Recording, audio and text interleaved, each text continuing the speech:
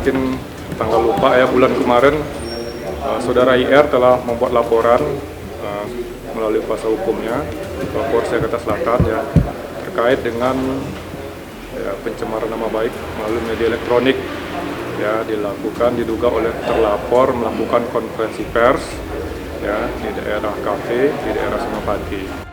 Saksi sudah kita periksa, ada 5 orang ya, terlapornya saudari MZ ya. Terkait itu ya, untuk penyidik masih mengumpulkan bukti-bukti dan memeriksa saksi-saksi. Ya, ini surat pemberitahuan dimulainya penyidikan. Ini SPDP namanya.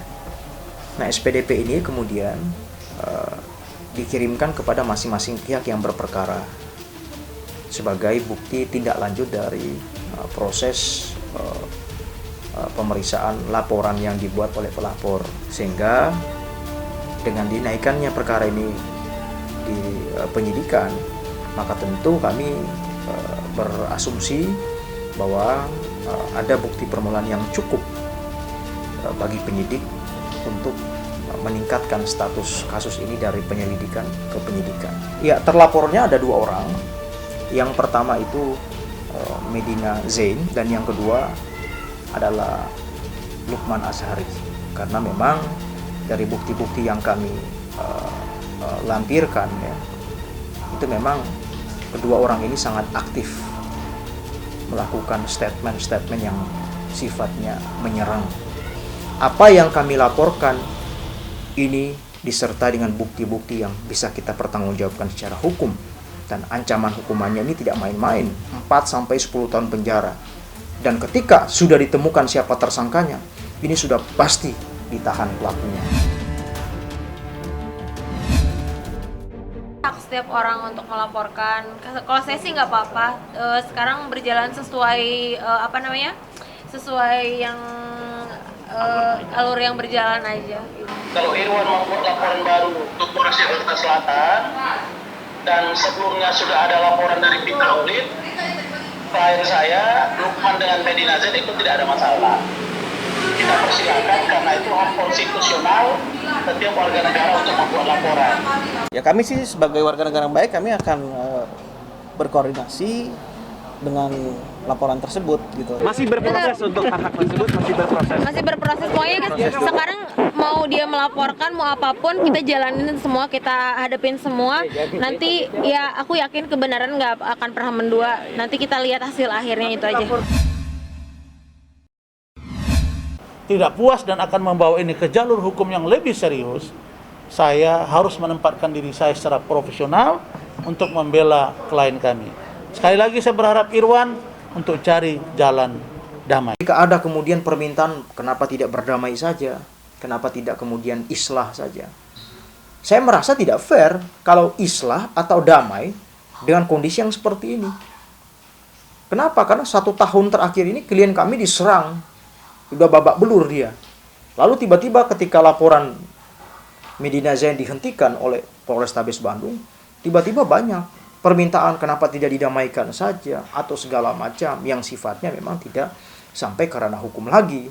Saya mengatakan bahwa ya berdamai boleh-boleh saja, tapi kan yang menjadi permasalahan bahwa apa yang dilakukan oleh Medina kepada klien kami ini memiliki dampak hukum, gitu loh, memiliki dampak hukum. Nah, dampak hukum inilah kemudian menurut klien kami itu hanya bisa diselesaikan melalui jalur hukum. Nah, makanya dia melaporkan. Aku sebenarnya nggak pengen kayak gini gitu. Cuma kan karena ya mereka duluan segala macam ya, jadinya aku juga nggak bisa apa-apa ya gitu. Ya aku konsultasi sama Mas Zakir, terus Mas Zakir juga ya udah kita lapor aja, dan alhamdulillah naik sidik. Ya ini kan udah di ranah hukum ya, pasti setiap orang juga kalau udah main hukum pasti ada konsekuensinya juga gitu. Dan dan ini kan udah ke media juga gitu, jadi pengen ya terang benderang lah. Ya kenapa juga lapor balik, ya memang 10 bulan inilah ya kita benar-benar fokus banget buat masalah ini gitu. Kita benar-benar buka lagi semuanya, data-data dan segala macam gitu. Kita serahin semua ke penyidik. Ya sangat-sangat menyita waktu, juga kerjaan ya pasti gitu loh. Maksudnya banyak juga kerjaan yang memang nggak jadi gitu ya, maksudnya kerjaan-kerjaan yang karena saya sibuk gitu loh, sibuk ngeberesin masalah ini. Akibat yang kemudian muncul dari tuduhan atau serangan yang dilakukan oleh Medina dan Lukman kepada Mas Irwan, itu tidak hanya mencemarkan nama baik Irwan. Saya ulangi lagi, akibatnya tidak hanya mencemarkan nama baik Mas Irwan, klien kami, tetapi juga patut diduga apa yang mereka sampaikan di media massa, tuduhan, serangan itu patut diduga menurut hemat kami itu adalah sebuah kabar bohong.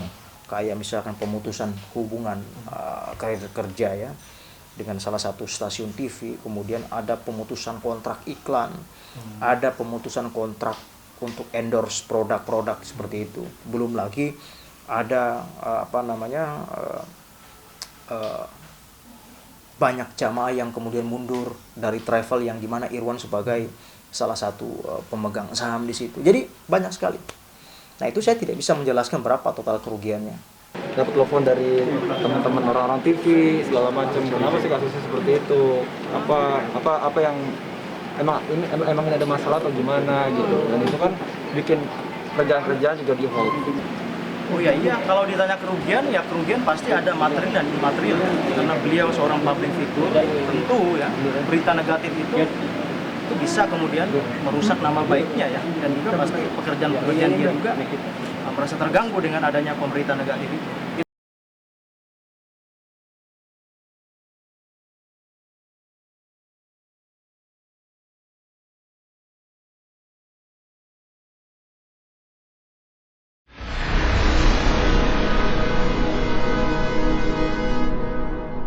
Jadi jangan lupa untuk subscribe Cumi Cumi.